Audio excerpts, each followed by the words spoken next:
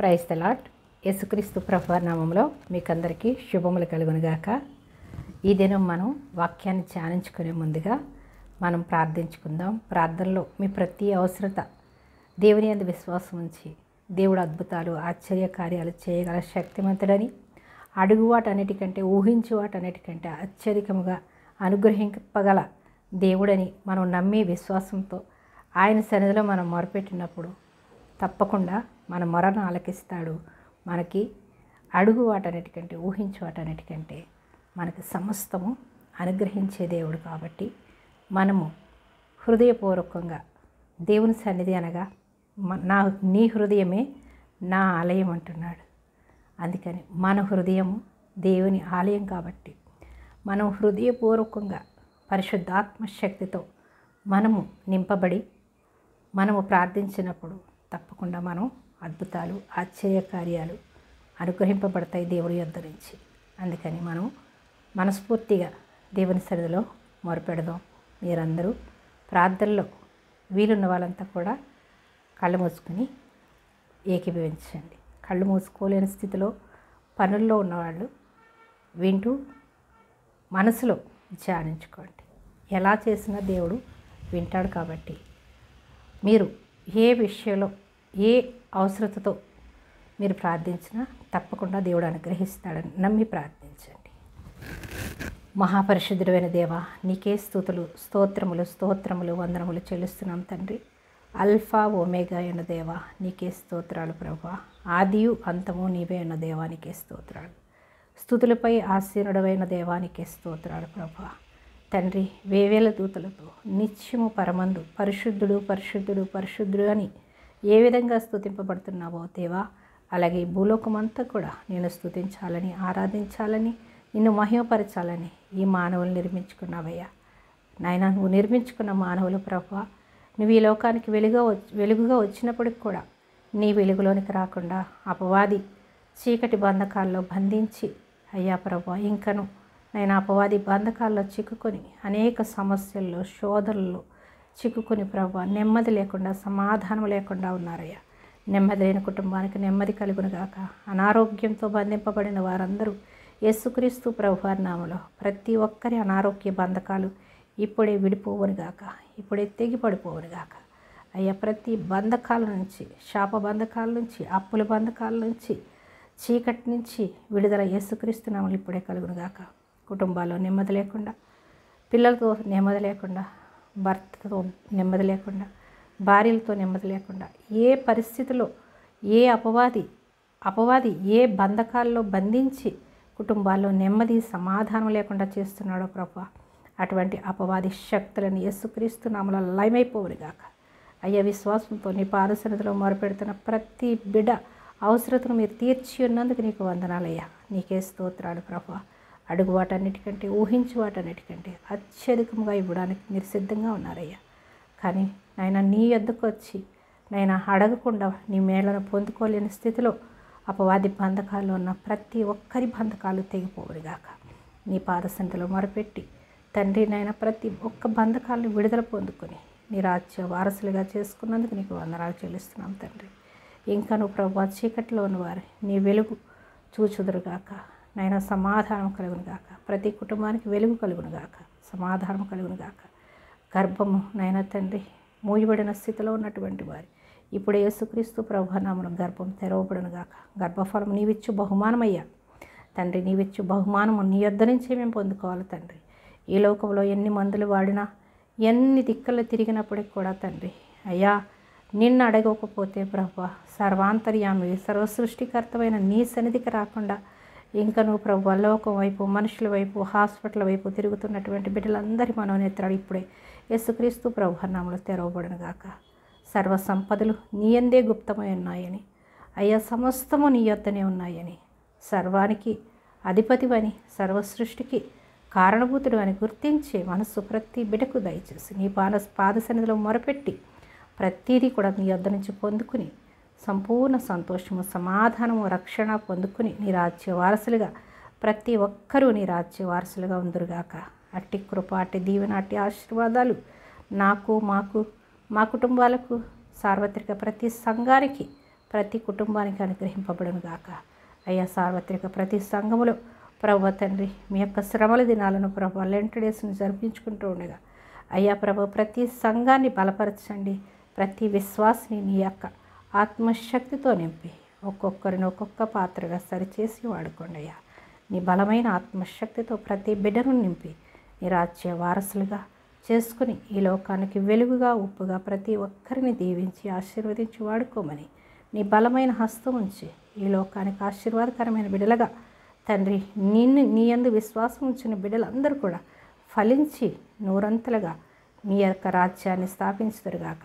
అట్టి కృప, అట్టి దీవెన, అట్టి ఆశీర్వాదం ప్రతి కుటుంబానికి ప్రతి బిడ్డకి మాకు దయచేయమని మా ప్రభువును రక్షకుడైన యేసుక్రీస్తు ప్రభువారి అతి శ్రేష్టమైన నామంలో ఈ ప్రార్థన సమర్పిస్తున్నాను పరమ తండ్రి.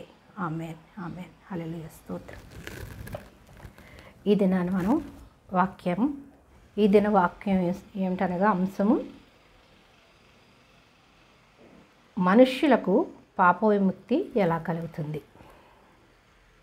మనుషులకు పాప విముక్తి అనేక విధాలుగా కలుగుతుందని ఈ యొక్క లోకంలో అపవాది చెప్పి ఉన్నాడు. పుణ్యకార్యాలు చేస్తే పాప విముక్తి కలుగుతుందని, దాన ధర్మాలు చేస్తే పాప విముక్తి కలుగుతుందని. ఇది ధర్మశాస్త్రం చెప్పింది ఈ లోకమంతా కూడా పాటిస్తుంది. కానీ ధర్మశాస్త్రాన్ని పాటించినంత మాత్రాన మన పాపాలు శాపాలు నుంచి విడుదల పొందుకోలేము. ధర్మశాస్త్రం అనేది బాలశిక్షకుడుగా ఈ లోకానికి మంచి ఏదో చెడు ఏదో తెలుసుకుని ధర్మశాస్త్రానుసారంగా మనం నడుచుకుని యేసుప్రభు వారు వచ్చేంత వరకు బాలశిక్షకుడుగా దేవుని యొద్దకి నడిపించింది. అలాగని ధర్మశాస్త్రాన్ని తీసిపడవేమని కాదు. ధర్మశాస్త్రాన్ని ఎప్పుడు తీసివేయమన్నాడు? యేసుప్రభు వారు ఎప్పుడైతే వచ్చారో ఆ ధర్మశాస్త్రాన్ని ఇంతకాలం పాటించి దేవుని యొద్దకు నడిపించినటువంటి ధర్మశాస్త్రాన్ని మనం గౌరవించాలి, దాన్ని ప్రేమించాలి, ధర్మశాస్త్రానుసారంగా నడుచుకోవాలి. కానీ దానివల్ల మనకి పాప విముక్తి అనేది కలగదు అని బైబిల్ గ్రంథం చెప్తుంది. పాప విముక్తి ధర్మశాస్త్రం ద్వారా కలిగి ఉన్నట్లయితే యేసుప్రభు వారి లోకానికి రావడం వ్యర్థము, ఆయన ప్రయాస వ్యర్థము, ఆయన శిలువ మరణం వ్యర్థము, ఆయన ఈ లోకానికి ఇన్ని శ్రమలు అనుభవించడం వ్యర్థము. మనం అందరం కూడా ఆయన యందు విశ్వాసం ఉంచి ఆయన కొరకు ప్రాణత్యాగాలు చేసినటువంటి ఆయన శిష్యులు అనేక మంది ప్రాణత్యాగాన్ని చేసి సువార్త ప్రకటించడం కూడా వ్యర్థమని పౌలు గారు చెప్తున్నారు. అందుకని ధర్మశాస్త్రము బాలశిక్షకుడు మాత్రమే. బాలశిక్షకుడు అనగా బాలురకు తల్లిదండ్రులు ఏ విధముగా ఇది మంచిది, ఇది చెడు, ఇలా ఉండాలి, అలా ఉండాలి అని తల్లిదండ్రులు బాలురకు శిక్షణ ఇచ్చేటటువంటి తల్లిదండ్రులుగా, గురువులుగా ఈ లోకంలో మనల్ని నడిపిస్తారు. మనకి వయసు వచ్చేంత వరకు మనం తల్లిదండ్రుల శిక్షణలోను గురువుల శిక్షణలోను పిల్లలు జీవిస్తారు. వాళ్ళకి వయసు వచ్చిన తర్వాత, వాళ్ళ జ్ఞానం పెరిగిన తర్వాత వాళ్ళు ఏం చేస్తారు? వాళ్ళు సొంతగా వాళ్ళ జీవితాన్ని వాళ్ళు జీవిస్తారు. తర్వాత వాళ్ళ పిల్లలకి వాళ్ళు కూడా బాలశిక్షకులుగా వాళ్ళు కూడా ఉంటారు. అలాగే ధర్మశాస్త్రం అనేది బాలురికి తల్లిదండ్రులు గురువులు ఎలా అయితే శిక్షణ ఇచ్చేటటువంటి గురువులుగా ఉన్నారో అలాగే ధర్మశాస్త్రం కూడా మనకు దేవుని బిడ్డలైనటువంటి వారికి ఈ లోకంలో ఉన్నటువంటి జీవిస్తున్న ప్రతి ప్రాణికి కూడా బాలశిక్షకుడుగా మాత్రమే నడిపిస్తుంది. ఎప్పుడైతే యేసుప్రభు వారి లోకానికి వచ్చారో ఆ బాలశిక్షకుడు కిందే ఉండిపోయి మేము ఇలాగే పాటిస్తాము, ఇలా చేస్తేనే పరలోక రాజ్యం అని మొండిగా ఇంకా యూదులు అలానే ఉండిపోయారు. అదే యూదుల్లో పౌలు గారు కూడా జన్మించారు. ఆ యూదుల వంశంలోనే యేసుప్రభు వారు కూడా ఈ లోకానికి వచ్చారు. అబ్రహాము కుమారుడిగా ఈ లోకానికి వచ్చాడు. అబ్రహాముని ఏమంటాడు? ఆకాశ నక్షత్రాల వలె జ్యోతుల వలె నిన్ను, ఇసుక రేణువుల వలె నిన్ను ఆశీర్వదిస్తానంటాడు. అనగా తనకు పుట్టినటువంటి ఇస్సాకు ద్వారానే, ఇష్మాయిలు ద్వారానే అనుకుంటాం మనం. అది కాదు, ఆయన దేవుని యందు విశ్వాసం ఉంచడం అందుకు నీతిమంతుడిగా తీర్చబడ్డాడు అని ఉంటుంది. ధర్మశాస్త్రాన్ని నమ్మాడు, దాన్ని బట్టి నీతిమంతుడిగా తీర్చబడ్డాడు అని ఉండదు. అంటే అబ్రహాం పుట్టినప్పటికీ ధర్మశాస్త్రం ఇంకా రాలేదు.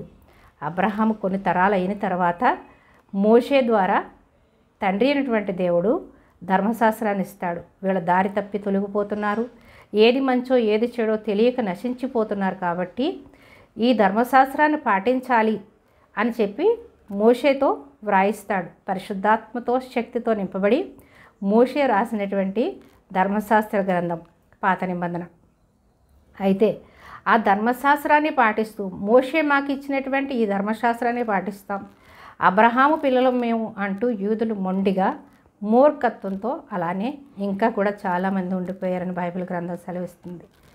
ఆ ధర్మశాస్త్రం కిందే ఉండిపోయి యేసు ప్రభువారు ఈ లోకానికి వచ్చి లోక పాపములు మోసుకొని పోవు దేవుని గొర్రెపిల్లగా నేను వచ్చానని, ఆయన ఈ లోకానికి నా రక్తం ద్వారా మీకు పాపక్షమాపణని, రక్త ప్రోక్షణ లేకుండా పాపక్షమాపణ లేదని అనేక గ్రంథాలు వ్రాయబడి ఉన్నాయి.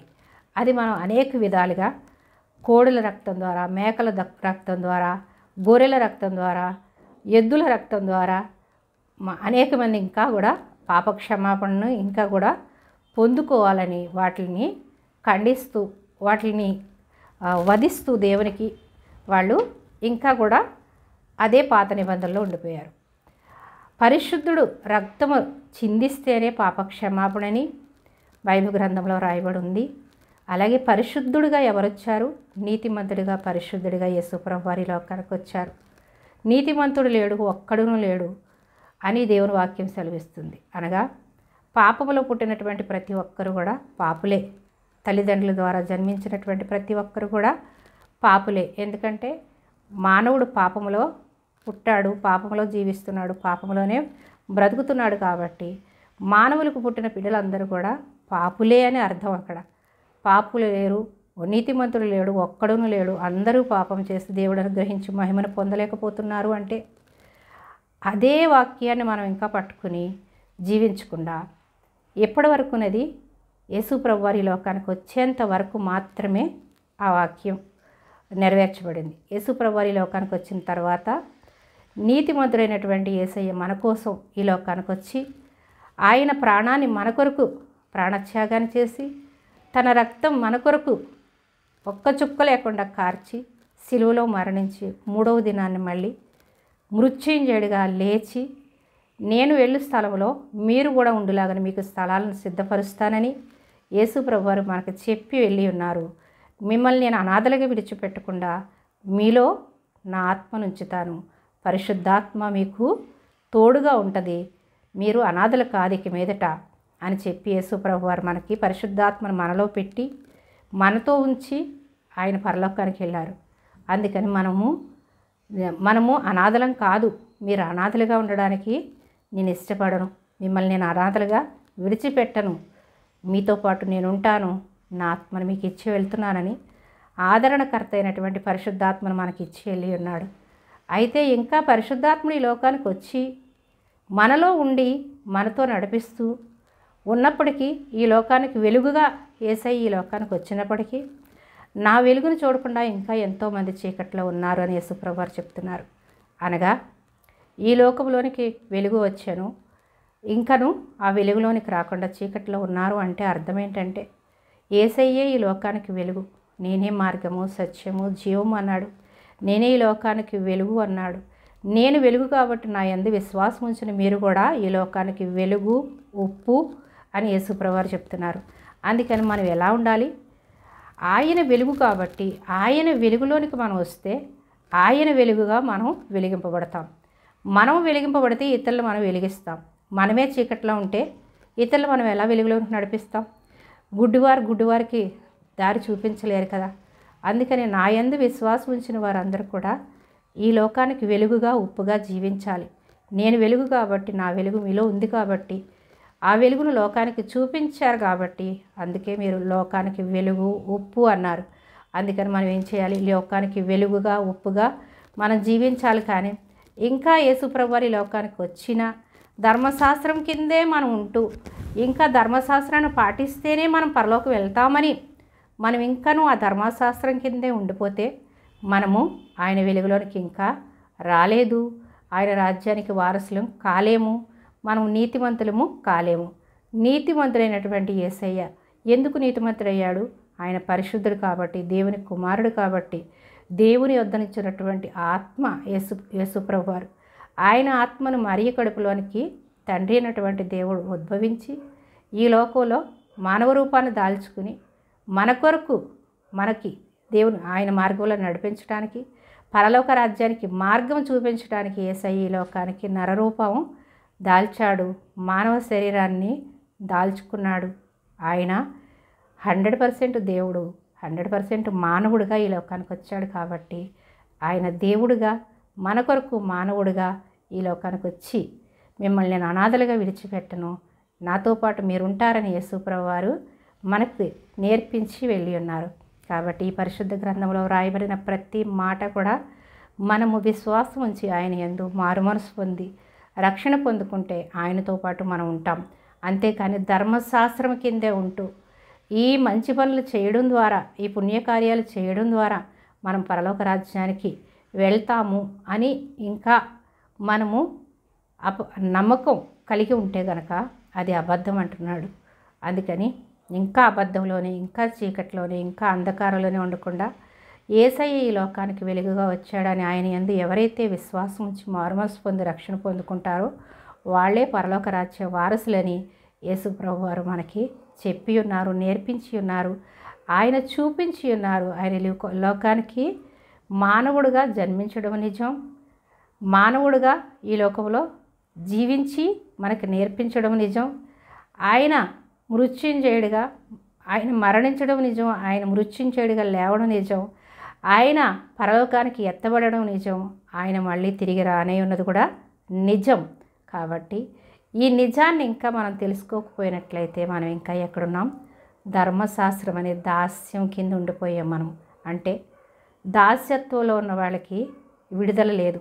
దాస్యత్వంలో ఉన్నవాళ్ళు యజమాని ఏం చెప్తే అది చేయాలి, అంతేకాని వాళ్ళకి స్వాతంత్రంగా జీవించే హక్కు వాళ్ళకు ఉండదు.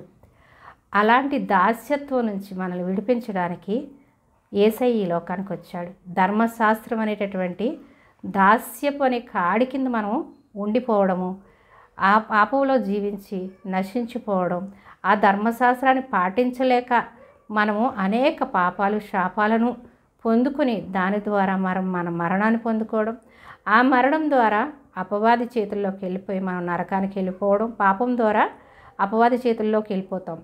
పాపం ఎవరు చేస్తారు? అపవాది బంధకాల్లో చిక్కుకున్న వారే పాపం చేయగలుగుతారు. పాపం చేస్తున్నారు అంటే వాడు అపవాది చేతుల్లో ఉన్నారని మనం గ్రహించాలి. రక్షింపబడి కూడా ఇంకా పాపంలో జీవిస్తున్నారు అంటే అపవాది బంధకాల్లో ఉన్నారని మనం గ్రహించాలి. కానీ వాళ్ళు ఒప్పుకోరు. ఎందుకంటే వాళ్ళకు తెలియదు. ఎందుకంటే వాళ్ళ మనోనేత్రాలు మూయబడి ఉంటాయి. మేము తెరవబడి ఉన్నాం, మాకు రక్షణ కలిగింది, మేము దేవుని యందు విశ్వాసం ఉంచాము, మేము చాలా నీతిగా ఉన్నాము, యథార్థంగా ఉన్నాం, దేవుని వాక్యానుసారంగా జీవిస్తున్నాం, బైబిల్ గ్రంథాన్ని మేము చదువుతున్నాం, ధ్యానిస్తున్నాం, దేవుని మందిరానికి వెళ్తున్నాం, కాబట్టి మాలోకి ఎలా అపవాది వస్తాడు అనుకుంటారు.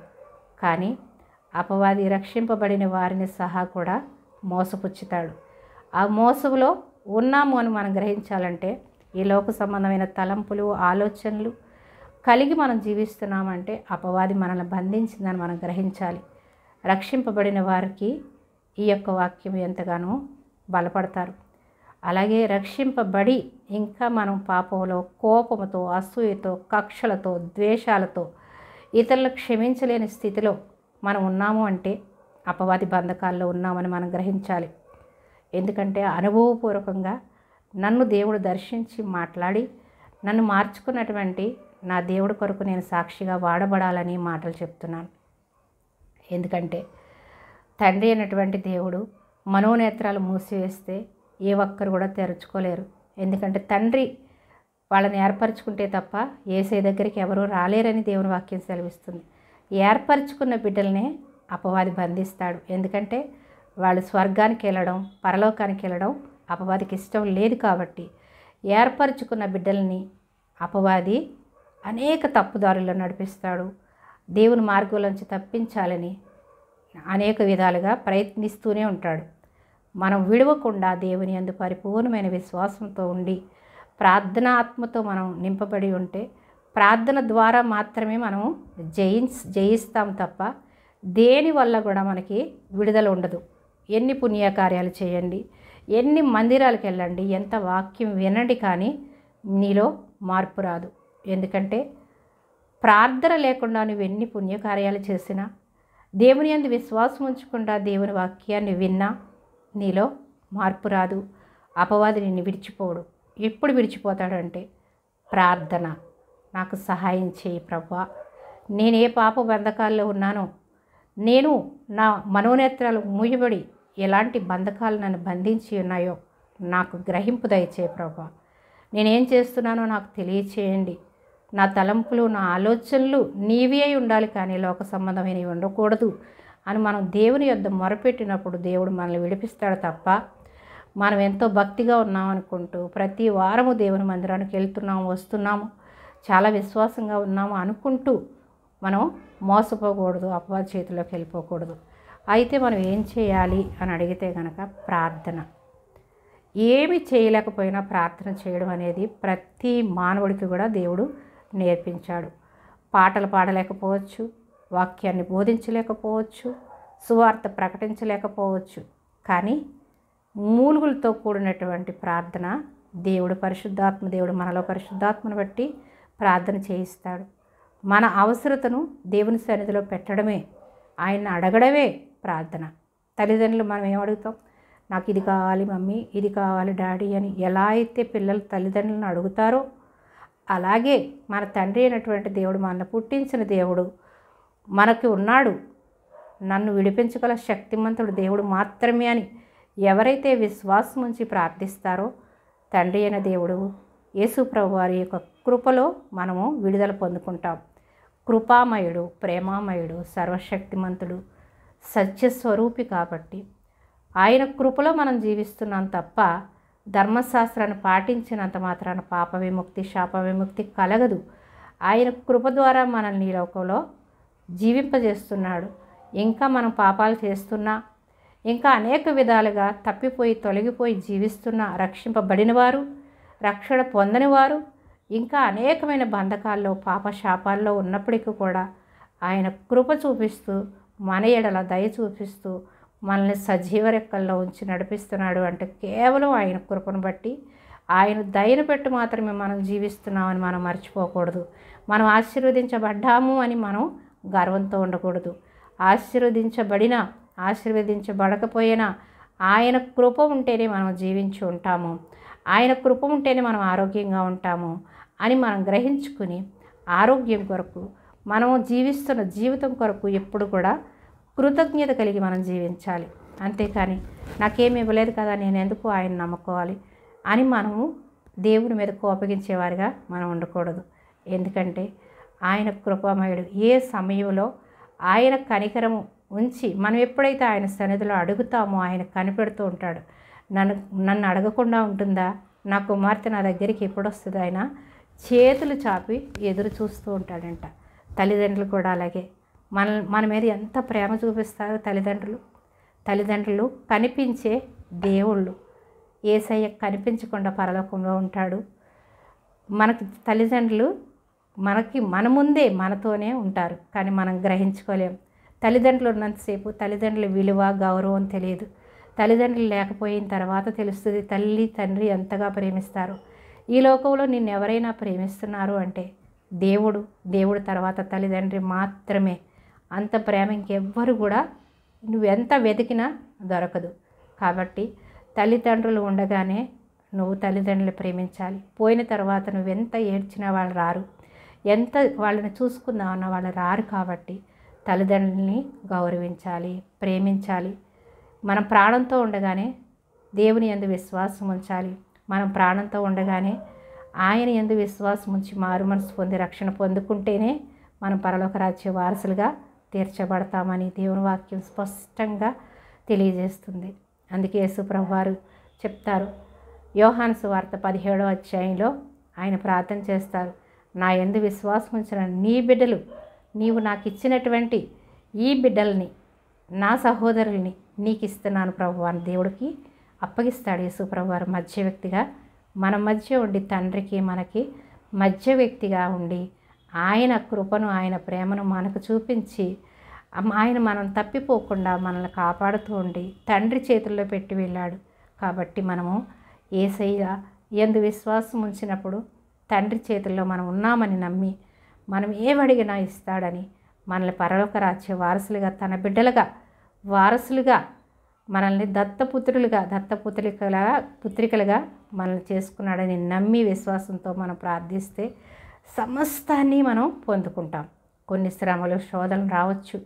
వాటన్నిటినీ జయించాలంటే మనం ప్రార్థన చేయాలి.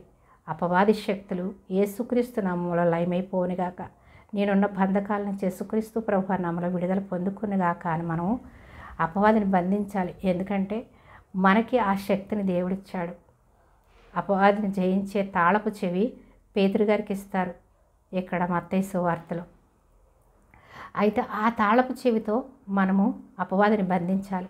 మనకి తాళపు చేతులు ఉన్నా, బీరువాలో డబ్బు ఉన్నా, మనకు తాళం తీసుకోవడం రాకపోతే ఆ డబ్బు ఉన్నా వ్యర్థమే.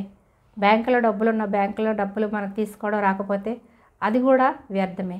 అలాగే బ్యాంకులో డబ్బు ఎలాగైతే ఉందో, అలాగే బీరువాలో డబ్బు ఎలాగైతే ఉందో, అలాగే పరలోకంలో మనకు అనేకమైనటువంటి దీవెనలు, ఆశీర్వాదాలు, ఐశ్వర్యాన్ని దేవుడు మన కొరకు దాచి ఉంచాడు.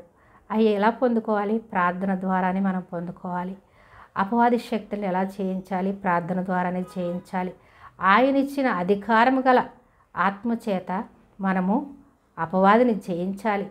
కానీ మనం జయించకుండా మనం మౌనంగా మోగవారిగా మనం ఉన్నట్లయితే అపవాదులు మనల్ని శోధిస్తూనే ఉంటాడు, మనల్ని కృంగదీస్తూనే ఉంటాడు, చివరికి నిత్య నరకాగ్నికి తీసుకెళ్ళిపోతాడు. అందుకని ఎవరు కూడా మౌనంగా ఉండొద్దు. దేవుని యొద్ద అడగండి, అపవాదిని జయించండి, శక్తిమంతులుగా మీరు జీవించాలి. అనేక మందికి దేవుని శక్తిని, దేవుని ప్రేమను చూపించేవారుగా ప్రతి విశ్వాసి కూడా ఉండాలి. అందుకే దేవుడు ఏమన్నాడు? ఈ లోకానికి మీరు వెలుగు ఉప్పు అన్నారు. అంటే ఒక్కరిని ఇద్దరిని అనలేదు. విశ్వాసం ఉంచిన ప్రతి బిడ్డ కూడా వెలుగుగా ఉప్పుగా జీవించాలి. అనగా దేవుని వెలుగు మనలో ఉంది కాబట్టి ఆ వెలుగు ఇతరులకు చూపించాలి. దేవుని ప్రేమ మనలో పెట్టాడు కాబట్టి ఆ ప్రేమను ఇతరులకి చూపించాలి. దేవుని ఆత్మ మనలో ఉంది కాబట్టి మనము ఆ ఆత్మతో దేవుని ప్రేమను ఇతరులకు చూపించాలి. అందుకని ఉప్పు అంటే మన మాటలు ఉప్పు వేసినట్టుగా రుచికరంగా ఉండాలి అని అర్థం. ఉప్పు వేయకపోతే ఆ కూరలో ఎలా అయితే రుచి ఉండదో, ఎంత కాస్ట్లీ కూర అయినా అవ్వచ్చు, ఎంత మంచిగా అయినా మనం వంటకం వండొచ్చు, కానీ ఆ వంటకంలో మనం ఉప్పు వేయకపోతే రుచి కోల్పోతుంది. అలాగే ఈ లోకంలో మనం ఎంతో ఆశీర్వదించబడినప్పటికీ కూడా మన మాటలు రుచికరంగా లేకపోతే మన ఆశీర్వాదం వ్యర్థం, మన జీవితం వ్యర్థం, మన రక్షణ వ్యర్థం. కాబట్టి మనము దేవుని వెలుగుగా ఈ లోకానికి మనల్ని వెలిగించాడు కాబట్టి వెలుగుతో ఇతరులకి మనం వెలుగు చూపించాలని ఈ దినం మనం నేర్చుకున్నాం. దేవుని వాక్యంలోనికి వెళ్దాం. గలతీ పత్రిక 2వ అధ్యాయం. ఈ దినం మనం అంశం ఏమనుకున్నాము? మనుష్యులకు పాప విముక్తి ఎలా కలుగుతుంది అనగా, మనుషులకు పాప విముక్తి ఎలా కలుగుతుందంటే ధర్మశాస్త్రాన్ని పాటించడం మూలంగానా, లేక దేవుని యందు కృప వలన? దేవుని యందు కృప మూలంగానే మనము విశ్వాసులుగా మనం తీర్చబడ్డాము, పాప విముక్తి పొందుకున్నాము అని ఈ దినం నేర్చుకుందాం. గలతీ పత్రిక 2వ అధ్యాయము 4వ వచనం. మనలను దాసులనుగా చేసుకొనవలనని క్రీస్తు యేసు వలన మనకు కలిగిన మన స్వాతంత్ర్యమును వేగుచూచుటకు రహస్యముగా తేబడి దొంగతనముగా ప్రవేశించిన కపట సహోదరుల వలన జరిగింది. అంటే కపట సహోదరులు అనగా యూదులు అనేక మంది క్రీస్తులుగా మార్చబడ్డారు. పౌలు సువార్త వల్ల, యేసు ప్రభు వారి సువార్త వలన, యేసు ప్రభు వారి శిష్యులు 12 మంది శిష్యుల వలన ఆ యొక్క యూదులు అనేక మంది విశ్వాసులుగా మార్చబడ్డారు. విశ్వాసులుగా మార్చబడినప్పటికీ ఆ ధర్మశాస్త్రం ఎంతకాలం వాళ్ళు పాటించి ఆ ధర్మశాస్త్రాన్ని విడిచి రాలేక ఈ రక్షింపబడినటువంటి వారిని కూడా ఆ ధర్మశాస్త్రంలోనికి నడిపించాలని అనేకమైనటువంటి కపటోపాయంతో ఆ యొక్క ధర్మశాస్త్రం వైపు నడిపిస్తూ ఉన్నారు. అంటే మీరు సున్నతి పొందుకోకపోతే మీకు రక్షణ లేదని అనేక విధాలుగా ధర్మశాస్త్రాన్ని చూపిస్తూ క్రీస్తు నందు విశ్వాసం ఉంచడం ద్వారా రక్షణ కాకుండా ధర్మశాస్త్రమునందే మీరు పరలోక రాజ్యం వెళ్తారని కపటోపాయంతో యూదులందరూ ఏం చేశారు? ఆ యొక్క ధర్మశాస్త్రం కిందకి నడిపిస్తూ ఉన్నారు. అప్పుడు పౌలు గారు వింటారనమాట. గలతీయులు రాసిన పత్రిక అనగా గలతీ ఆ యొక్క ప్రదేశం, ఆ యొక్క పట్టణం గలతీ అనేటటువంటి దేశంలో ఆ ప్రజలకి, ఆ సంఘానికి పౌలు గారు నేర్పిస్తున్నారు.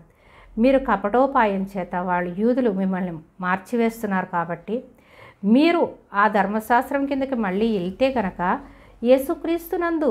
యేసుక్రీస్తు ఈ లోకానికి రావడం ఎందుకు అని చెప్పి వాళ్ళకి బోధిస్తున్నారు. ఎలా అనగా, అయినను నాతో కూడా ఉన్న తీతు 4వ వచనం చూద్దాం.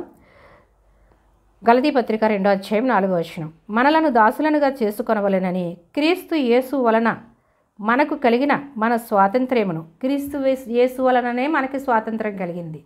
ఎందుకు? ధర్మశాస్త్రం అనే దాస్యత్వం కింద ఎంతకాలం ఉన్నాము.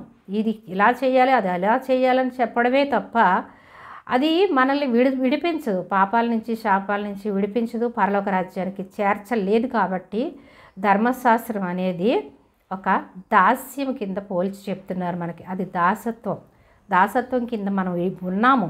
కానీ యేసుప్రభు వారు వచ్చి మనల్ని ఏం చేశారు? ఆ దాస్యపు కాడి నుంచి మనల్ని విడిపించారు. కాబట్టి మనలను దాసులుగా చేసుకొనవలెనని క్రీస్తు యేసు వలన మనకు కలిగిన, క్రీస్తు యేసు వలననే మనకి స్వాతంత్రం కలిగింది.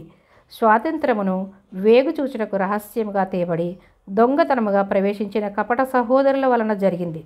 ఇది మనకి స్వాతంత్రం యేసుప్రభు వారి వలన కలిగింది. కానీ ధర్మశాస్త్రం ఎలా ఉంది? దాస్యం క్రింద ఉంది. కపట సహోదరులు మళ్ళీ ఈ యొక్క రక్షింపబడినటువంటి వారిని యేసయ్య యందు విశ్వాసం ఉంచి మనల్ని విడుదల, స్వాతంత్రాన్ని పొందుకున్న వాళ్ళు మళ్ళీ తిరిగి వాళ్ళ దాసత్వంలోనికి నడిపిస్తున్నారు. అంటే వాళ్ళు కపటోపాయంతో కపట బోధించి మళ్ళీ వాళ్ళు దాస్యం కిందకి తీసుకెళ్ళిపోతున్నారు అని పౌలు గారు బాధపడి చెప్తున్నారు. సువార్త సత్యం మీ మధ్యన 5వ వచనం.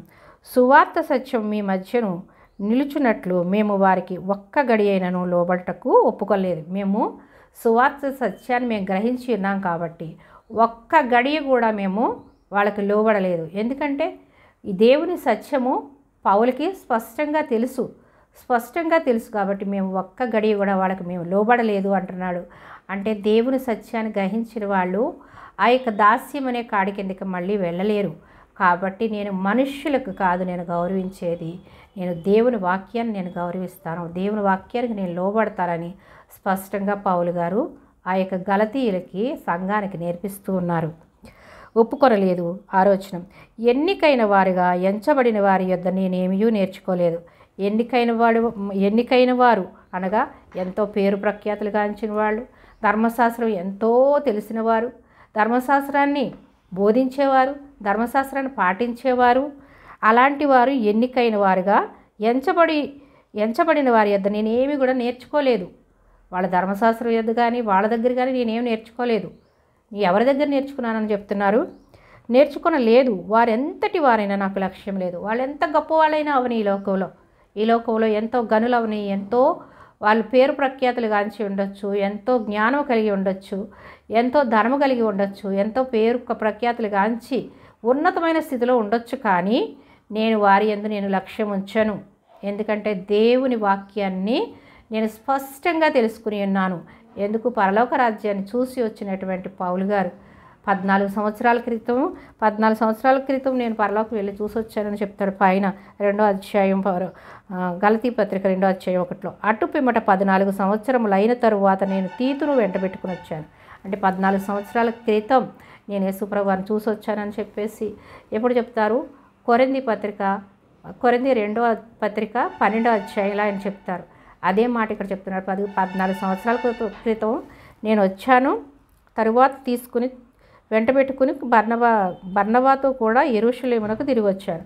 అంటే 14 సంవత్సరాల క్రితం నేను సువార్త ప్రకటించి వెళ్ళిన తర్వాత మళ్ళీ నేను 14 సంవత్సరాలు వస్తులోకి ఏం చేశారు? యూదులంతా కూడా ధర్మశాస్త్రం అనేటటువంటి ఆ యొక్క యేసు ప్రభు వారిని యందు విశ్వాసం ఉంచిన వారిని అందరినీ కూడా ధర్మశాస్త్రం అనే దాస్యం కిందకి మళ్ళీ తీసుకెళ్ళిపోయారు. వాళ్ళు ఏం చేశారు? కపటోపాయంతో, వాళ్ళ యొక్క తెలివితేటలతో వాళ్ళు ధర్మశాస్త్రాన్ని బోధించి రక్షింపబడిన వారిని కూడా ఆ యొక్క ధర్మశాస్త్రం కింద తీసుకుని వెళ్ళిపోయారు. కాబట్టి వాళ్ళెంత గొప్పవారైనా అవ్వచ్చు, వాళ్ళెంత పేరు ప్రఖ్యాతులు గాంచిన వాళ్ళైనా అవ్వచ్చు, కానీ నేను వాళ్ళ మాట నేను లక్ష్య పెట్టను అంటున్నాడు. ఎందుకంటే దేవుని కన్నా ఎవరు కూడా గొప్పవారు ఈ లోకంలో లేరు. ఈ లోకంలో ఎంత పేరు ప్రఖ్యాతులు గాంచిన వారైనా ప్రతి ఒక్కరూ మానవులే.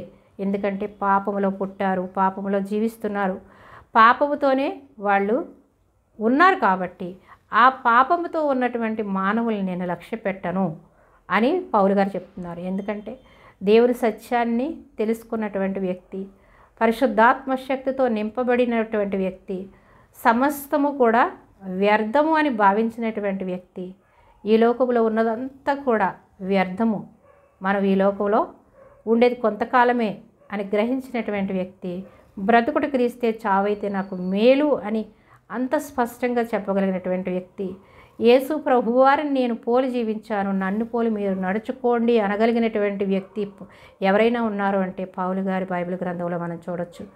అలాంటి పౌలు గారు ఏం చేస్తున్నారు, నేను ఏ మనుష్యుని నేను లక్ష్యం చేయను, ఏ మనిషిని వద్ద నేను నేర్చుకోలేదు.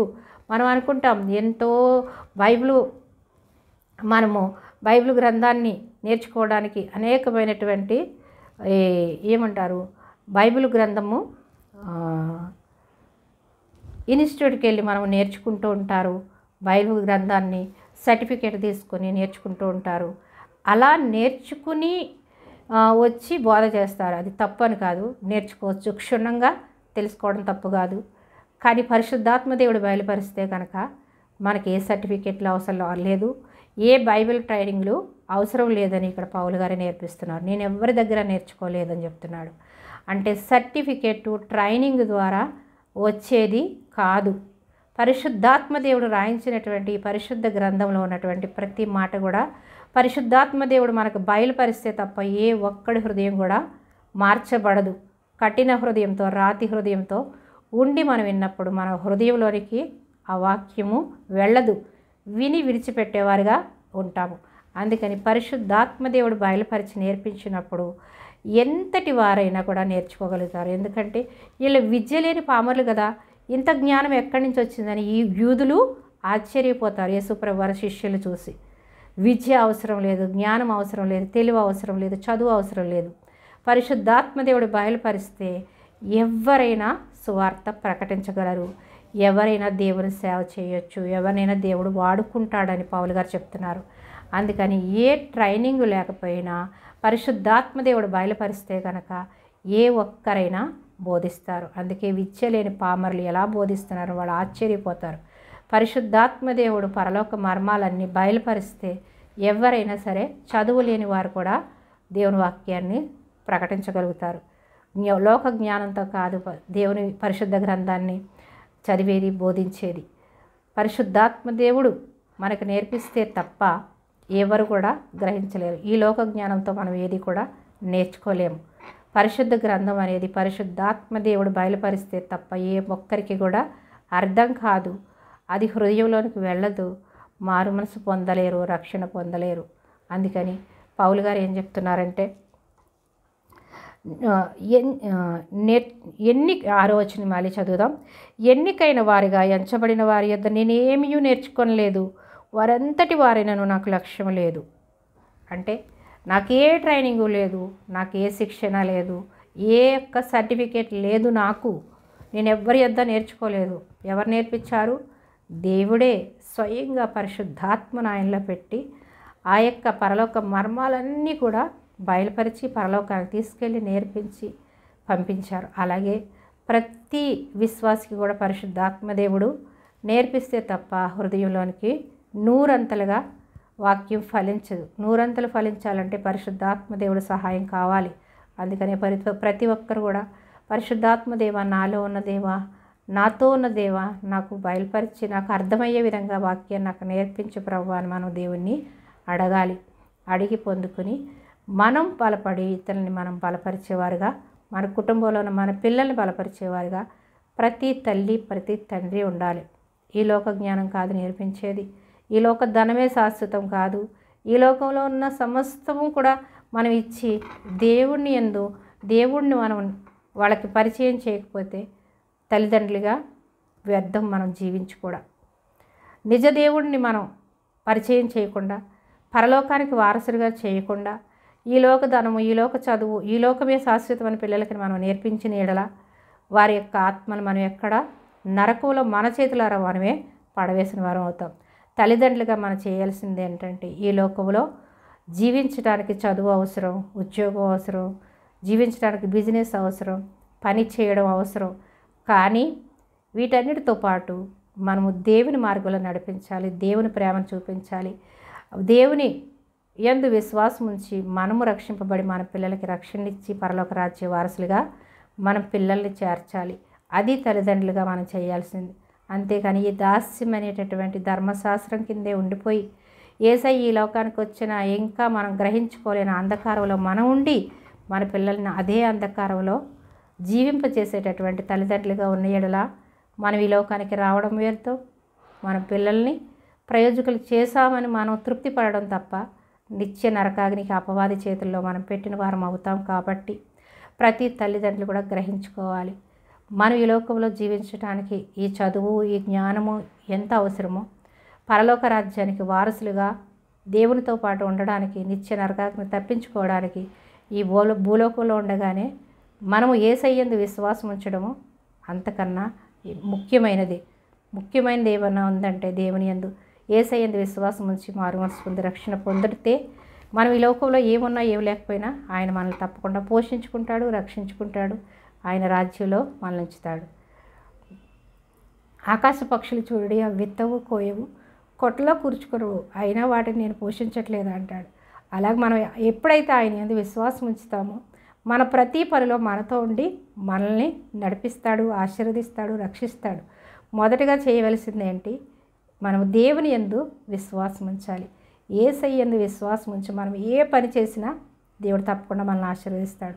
పని పూనుకుంటే నీ వల్ల అయితే సఫలపరిచేది నేను అంటాడు. ఎప్పుడు ఆయన యందు విశ్వాసం ఉంచి మనం పూనుకున్నప్పుడు మనకు విజయాన్ని మనకు అనుగ్రహిస్తాడు. పని పూనుకుంటే నీ వల్ల అయితే పరిపూర్ణకుంటే నీ వలన అయితే సమస్తము సాధ్యం అంటున్నాడు. అందుకని మనం ఆయన యందు విశ్వాసం ఉంచుదాం, ఆయన మీద ఆధారపడదాం, ఆయన యందే మనం ప్రతి పనిని మొదలు పెడదాం. ప్రతి ఉదయము మొదటి సమయం, మొదటి స్థానము దేవునికి ఇద్దాం. దేవుని తర్వాతే ఎవరైనా అని మనము విశ్వసిద్దాం. మొదటి స్థానం దేవునికి ఇచ్చినప్పుడు మనకు సమస్తము కూడా దేవుడు మనకు అనుగ్రహిస్తాడు. అంతేకాని ఈ లోకంలో ప్రేమ అని ఏదో శాశ్వతం అనుకుంటూ మొదటి స్థానాన్ని మనం దేనికి ఇస్తున్నామో మనం గ్రహించుకోవాలి. తల్లిదండ్రులు ప్రేమించవచ్చు, దేవుని కన్నా ఎక్కువ కాదు. పిల్లలు ప్రేమించవచ్చు, దేవుని కన్నా ఎక్కువ కాదు. చదువును ప్రేమించవచ్చు, దేవుని కన్నా ఎక్కువ కాదు.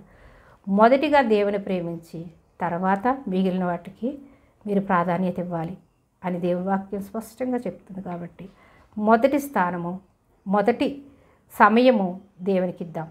లేచిన వెంటనే ముందు మొదటిగా మోకరించి ప్రార్థించి, ప్రభువా నాకు రాత్రంతా సుఖనిద్ర ఇచ్చావు, ఈ దిన ఉదయ సమయాన్ని నీ పాదసన్నిధిలో నేను మొరపెడుతున్నాను కాబట్టి ఈ దినమంతా నాతో ఉండి నన్ను నడిపించి నాతో ఉన్నవారిని ఈ లోకమంతటిని నీ కృపలో భద్రపరచు ప్రభువా అని మనము మోకరించి ప్రార్థించాలి. ఎక్కువ సమయం ఉంటే ఎక్కువ సమయం ప్రార్థించాలి. ఎక్కువ సమయం లేకపోతే మన సమయాన్ని బట్టి కొంత సమయమైనా దేవుడికి ఇచ్చిన తర్వాతే మనము మన పనులు మొదలు పెట్టుకోవాలి. అలాగని ప్రతి ఒక్కరు కూడా గ్రహించాలి. ఏమంటున్నాడంటే, ఎన్ని వారి వద్ద నేను ఏమీ నేర్చుకోలేదు, వారెంతటి వారైనా సరే నాకు లక్ష్యం లేదు. అంటే ఏ మనుష్యుడైనా నాకు లక్ష్యం లేదు, దేవుని కన్నా ఎవరు కూడా ఎక్కువ కాదు అని గర్వంగా చెప్తున్నాడా? కాదు. దేవుని ఎడల విశ్వాసంతో ప్రేమతో చెప్తున్నాడు. దేవుడు తర్వాతే ఎవరైనా నాకు అని దేవునికి అంత ఇంపార్టెంట్ ఇస్తున్నారు పౌలు గారు. అయితే నాకు లక్ష్యం లేదు. దేవుడు నరుని వేషం చూడండి, దేవుడు ఏం చేస్తాడు? నరుని వేషాన్ని చూడడు, నరునుకున్న పేరు ప్రఖ్యాతలు చూడడు, నరుకున్నటువంటి ధనాన్ని చూడడు, నరుడుకున్నటువంటి జ్ఞానాన్ని చూడడు, తెలివిని చూడడు. నరుని వేషాన్ని చూసే దేవుడు కాదు, హృదయాలను చూసే దేవుడు. కాబట్టి హృదయాన్ని చూస్తున్నటువంటి దేవుని కొరకు నేను జీవిస్తాను. కాబట్టి దేవుడు నరుని వేషాన్ని చూసే దేవుడు కాదు. కాబట్టి నేను కూడా నరుని వేషాన్ని చూడను, మనుష్యుని నేను లక్ష్య పెట్టను, మనుషులకి నేను భయపడను అని పౌలు గారు చెప్తున్నారు. ఆ ఎన్నికైన వారు నాకేమీ ఉపదేశించలేదు కదా. ఆ ఎన్నికైన వారు నాకేమన్నా ఉపదేశించారా? పరిశుద్ధాత్మ దేవుడు నాకు ఉపదేశించాడు. యేసయ్య నన్ను పిలుచుకున్నాడు, తండ్రి అయిన దేవుడు నన్ను ఏర్పరచుకున్నాడు. కాబట్టి నేను ఆయన యందు మాత్రమే విశ్వాసం ఉంచుతాను, ఆయన యందు నేను లక్ష్యం ఉంచుతాను. కాబట్టి మీరు కపటోపాయంతో చెప్పేటటువంటి బోధల వైపు మీరు మరల్చబడకుండా యేసయ్య ఈ లోకానికి వచ్చాడని మీరు నమ్మి విశ్వసించి ఆయన మన కొరకు ప్రాణాన్ని ఇచ్చాడని, ప్రాణత్యాగం చేసి మళ్ళీ మృత్యుంచేడుగా లేచాడని, పరలోక రాజ్యానికి ఆయన వెళుతూ మన అనాథలుగా విడిచిపెట్టకుండా పరిశుద్ధాత్మను ఆదరణకర్తను మనకిచ్చి వెళ్ళాడని, మళ్ళీ తిరిగి వచ్చేంత వరకు ఆదరణకర్త మనకు సహాయపడుతూ ఉంటాడని, మనల్ని ఆదరిస్తాడని, బలపరుస్తాడని, ఆయన వచ్చేంత వరకు కూడా మనము స్థిరముగా ఆయన యందు విశ్వాసం ఉంచి ఆయన కొరకు కనిపెడితే ఆయన రాజ్య వారసులుగా మనల్ని చేర్చుకుంటాడని, ఎవరైతే విశ్వాసం ఉంచి ఆయన యందు కనిపెట్టి ఆయన యందే నమ్మకంగా జీవిస్తారో వాళ్ళే పరలోక రాజ్య వారసులుగా చేర్చబడతారు. కానీ ధర్మశాస్త్రాన్ని పాటించినంత మాత్రాన మనము మన పాపాలు శాపాల నుంచి విడుదల పొందుకోలేమని పౌలు గారు మనకు స్పష్టంగా నేర్పించి ఉన్నారు. కాబట్టి ఈ దిన వాక్యాంశాన్ని మీరు విని విశ్వాసంలో బలపడ్డారని నేను నమ్ముతున్నాను. ఈ దిన వాక్యాంశము మనుష్యులకు పాప విముక్తి ఎలా కలుగుతుంది అనేది మనం నేర్చుకున్నాం. పాప విముక్తి ఎలా కలుగుతుంది?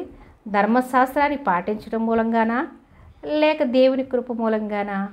ధర్మశాస్త్రాన్ని పాటించడం మూలంగా కాదు, కానీ ఆయన యందు విశ్వాసం ఉంచి ఆయన కృప మూలంగానే మన పాపాలు క్షమించబడ్డాయని మనం ఈ దినం నేర్చుకుని ఉన్నాం. కాబట్టి మీరందరూ కూడా ధర్మశాస్త్రం కింద ఇంకా ఉన్నట్లయితే అవి పాటిస్తే మన పరలోక రాజ్యం వెళ్తామని ఇంకా అపవాది ఎవరి మనోనేత్రాలు మూసివేసి చీకట్లో అంధకారంలో బంధించి ఉంచాడో వారంతా కూడా బయటకు వచ్చి యేసు ప్రభువునందు విశ్వాసం ఉంచి మన కొరకు ప్రాణం పెట్టినటువంటి యేసయ్య వైపు చూస్తూ ఆయన కొరకు మనం ఎవరైతే జీవిస్తారో, ఆయన కొరకు ఎవరైతే కనిపెట్టి ఉంటారో, ఆయన త్వరలో రానే ఉన్నాడు, ఎప్పుడైనా వస్తాడు. కాబట్టి మనం సిద్ధపడి రెప్పపాటు సమయంలో వస్తానంటున్నాడు. ఇల్లు కట్టుకుంటూ ఉంటారు, పెళ్ళిళ్ళు చేసుకుంటూ ఉంటారు.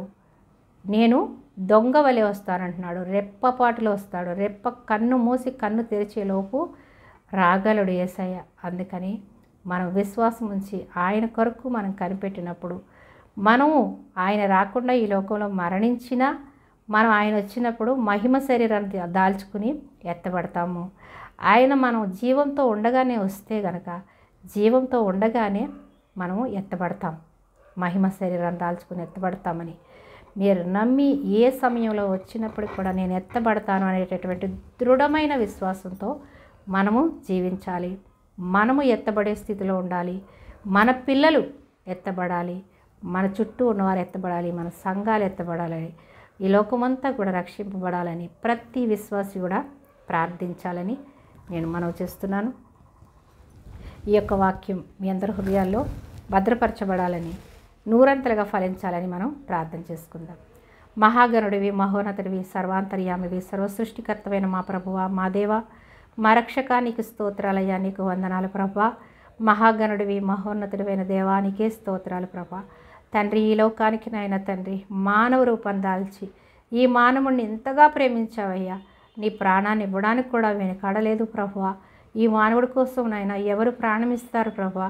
ఎవ్వరు ఈ లోకంలో ప్రాణాన్ని త్యాగం చేయలేరు ప్రభువా. నీవు తప్ప ఎవరు ప్రాణత్యాగం చేయలేరు. ప్రాణత్యాగం చేసినా పాప విముక్తి కలగదయ్యా. నువ్వు పరిశుద్ధుడు కాబట్టి అయ్యా ఈ లోకానికి నువ్వు నాయన తండ్రి మానవుడిగా పరిశుద్ధాత్మతో ప్రభువా తండ్రి ఈ లోకానికి వచ్చి పరిశుద్ధుడిగా ఈ లోకానికి వచ్చి మా కొరకు ప్రాణం పెట్టి పరిశుద్ధాత్మను మాకు నాయన తండ్రి ఇచ్చి పరలోకానికి మీరు ఎత్తబడ్డారు ప్రభువా. మమ్మల్ని అనాథలుగా విడిచిపెట్టలేదయ్యా. పరిశుద్ధాత్మను మాలో ఉంచావయ్యా. మాలో ఉన్న దేవా, మాతో ఉన్న దేవా, మమ్మల్ని నడిపిస్తున్న దేవా, నిత్య రాజ్య వారసులుగా మమ్మల్ని చేసుకున్న దేవా, నీకే కోటాను కోట్ల వందనాలు స్తోత్రాలు చెల్లిస్తున్నాం తండ్రి. అయ్యా నాయన తండ్రి నన్ను నీ నోటి మూరగా వాడుకుని ప్రభు నన్ను నీ సిలువు చాటును మరుగుపరిచి అయ్యా నీ వాక్యాన్ని మీరే మాట్లాడి ఉన్నారయ్యా. నేను కాదయ్యా, నేను వట్టి నైనా పాత్రనయ్యా, వట్టి పాత్రని మట్టి పాత్రనైనా నన్ను నీవు వాడుకుంటున్నావయ్యా. నీకు స్తోత్రాలయ్యా. నేను ఏ పాటి దానను ప్రభు తండ్రి, నాలో ఏ యోగ్యత లేదు, ఏ మంచి లేదయ్యా. అయ్యా కేవలం నీ కృపను బట్టయ్యా, కేవలం నీ దయను బట్టయ్యా ప్రభా. నేను నిలవబడి నేను మాట్లాడుతున్నానంటే కేవలం నీ కృపను బట్టయ్యా తండ్రి. నైనా వట్టి పాత్రనైనా నన్ను నిండైన పాత్రగా నీ ఆత్మశక్తితో నింపి నన్ను వాడుకుంటున్నావయ్యా. నీకే వందనాలు. అలాగే ప్రతి బిడ్డను నీ వాక్యంతో నింపండి అయ్యా, నీ శక్తితో నింపండి అయ్యా, నీ బలముతో నింపండి అయ్యా. అనారోగ్యంగా ఉన్న బిడ్డలకు యేసుక్రీస్తు నామములో స్వస్థత కలుగును గాక. గర్భఫలం లేని బిడ్డలకు యేసుక్రీస్తు ప్రభువా నామములో గర్భము తెరవబడును గాక. తండ్రి నైనా అంధకారములో చీకట్లో ఉన్న వారందరూ నీ వెలుగును చూసుదురుగాక.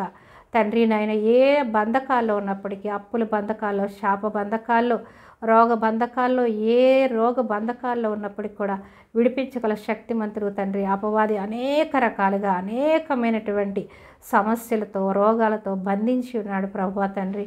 ఆ రోగాల పేర్లు కూడా మేము ఎత్తలేని స్థితిలో ప్రభువా, అన్ని రోగాలు అపవాది ఈ లోకంలో పెట్టి ఉన్నాడు ప్రభువా తండ్రి. ఆ రోగాలన్నింటినీ విడిపించగల శక్తిమంతుడు నీవే ప్రభువా తండ్రి. ప్రతి రోగము యేసుక్రీస్తు నామములో ఇప్పుడే విడుదల కలుగునుగాక. ప్రతి బంధకాలు ప్రతి ఒక్కరిలోంచి ఇప్పుడే విడిచిపోవునుగాక. ప్రతి ఒక్కరి అప్పు బంధకాల నుంచి యేసుక్రీస్తు ప్రభువా నామములో విడుదల కలుగునుగాక. ప్రతి ఒక్కరి మనోనేత్రములు యేసుక్రీస్తు ప్రభువా నామములో తెరవబడునుగాక.